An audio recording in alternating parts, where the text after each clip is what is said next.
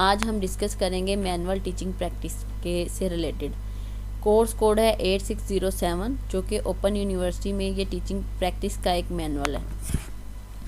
आज मैं आपको बताऊंगी कि आपने किस तरह से ये टीचिंग प्रैक्टिस मैनुअल जो है इसको सॉल्व करना है। इसमें सबसे पहले टीचिंग प्रैक्टिस में इस तरह ये सिग्नेचर ऑफ एग्जामिनर है, ये एग्जामिनर ने फिल करना है, ये आपने नहीं फिल करना।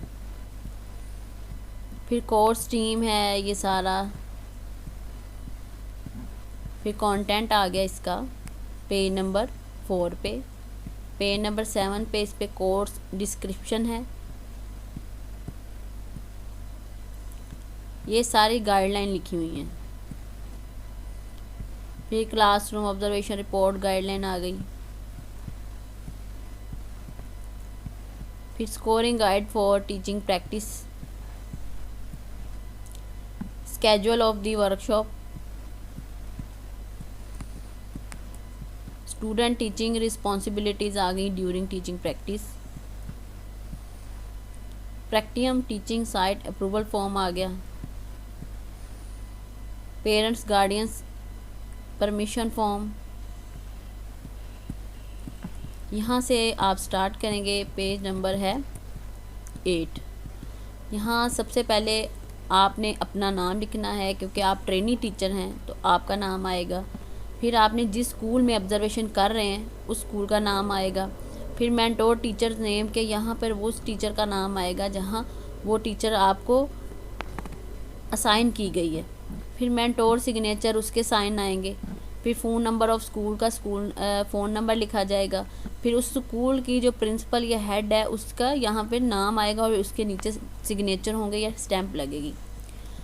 फिर ये फॉर्म बेसिकली उन बच्चों के लिए है जो कि वीडियो रिकॉर्डिंग वगैरह करनी होती है, कि जो बाद में एंड वाले दिन जब 14 दिन की प्रैक्टिस के बाद बच्चों के साथ काफ़ी आपकी एफिलिएशन हो जाती है तो ये वीडियो उसके लिए बनाई गई है कि आप छोटी सी वीडियो बनाते हैं, लेकिन उसके लिए यह है कि परमिशन आपको चाहिए होती है बच्चों के पेरेंट्स से, कि कुछ बच्चे हैं या कुछ पेरेंट्स ऐसे हैं जो नहीं चाहते कि हमारे बच्चों की वीडियो जो है वो दी जाए किसी को या पिक्चर दी जाए, तो इसलिए ये फॉर्म इसलिए बनाया जाता है, जो परमिशन फॉर्म होता है जो पेरेंट्स से लिया जाता है।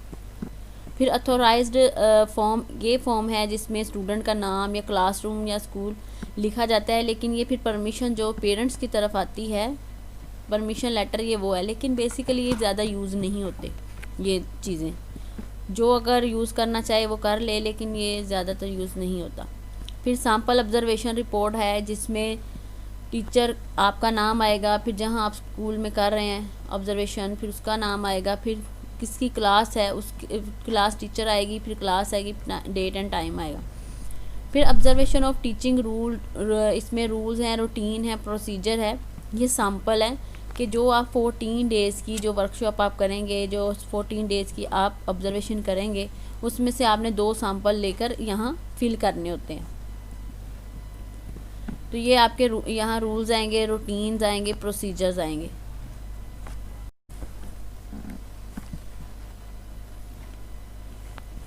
फिर ये थोड़ा सा सैम्पल है जो कि इससे रिलेटेड आप देख सकते हैं कि इससे आपको थोड़ा सा आइडिया हो जाएगा कि आपने किस तरह से चीज़ों को ऑब्ज़र्व करना है और क्या क्या चीज़ें आपने लिखनी हैं।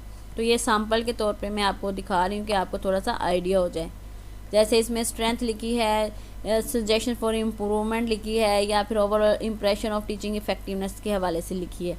फिर इसमें डे 1, अब आपके 14 डेज़ आएंगे नेक्स्ट जिसमें आपने टीचिंग प्रैक्टिस करनी है। उन 14 डे में जैसे फर्स्ट डे 1 हो गया, डे 2, डे 3, इस हवाले से वो कौन सा दिन था, कौन सी डेट थी। और फिर आपने कॉलेज का नाम लिखना है कि ऊपर कॉलेज का नाम। फिर वो कहलाएंगे फील्ड नोट्स। फील्ड नोट्स का मतलब होता है कि जो आपने ऑब्जर्वेशन की, ऑब्जर्वेशन के बाद आप जो उसके बारे में लिखना चाहेंगे उसको फील्ड नोट्स कहलाते हैं। फिर रिफ्लेक्टिव नोट्स आएंगे कि आपने वहाँ क्या क्या चीज़ें ऑब्ज़र्व की, आप किस तरह से पहुँचे। जैसे फॉर एग्ज़ाम्पल आप असम्बली से पहले पहुँचे या असम्बली के बाद पहुँचे। फिर थोड़ा सा आप थोड़ी सी नेचर बताएंगे, थोड़ा सा बैकग्राउंड बताएंगे उस स्कूल के हवाले से। फिर क्लासरूम के हवाले से आ जाएगी बैकग्राउंड। फिर नीचे मेंटोर कमेंट्स आएंगे कि जो आपको टीचर दी जाएगी उसके कमेंट्स यहाँ नीचे लिखे जाएंगे। तो ये आपका डे 1 हो गया। फिर नेक्स्ट आपका डे 2 आएगा। कि फिर डे 2 में भी सेम आपने इसी तरह रिफ्लेक्टिव नोट्स लिखने हैं और नीचे मेंटोर कमेंट्स आएंगे। फिर डे 3 आ गया, तो इस तरह आप ये देख सकते हैं। अगर वो संडे है तो आप लिख सकते हैं कि संडे था या it was Sunday, it is Sunday. तो इस तरह से आप मेंशन कर सकते हैं कि संडे आ गया, तो वहाँ छुट्टी थी आपकी 14 डेज़ के अंदर।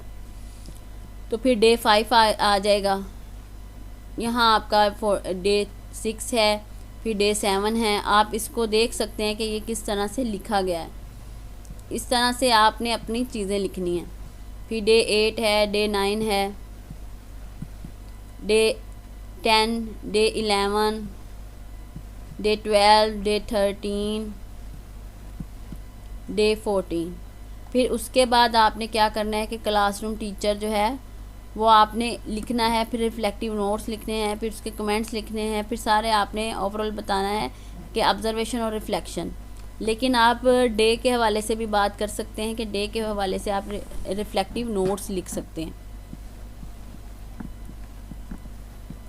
फिर नेक्स्ट जो आपने लिखना है वो आपने थोड़ा सा उसका एब्स्ट्रैक्ट लिखना है 14 डेज़ के बाद।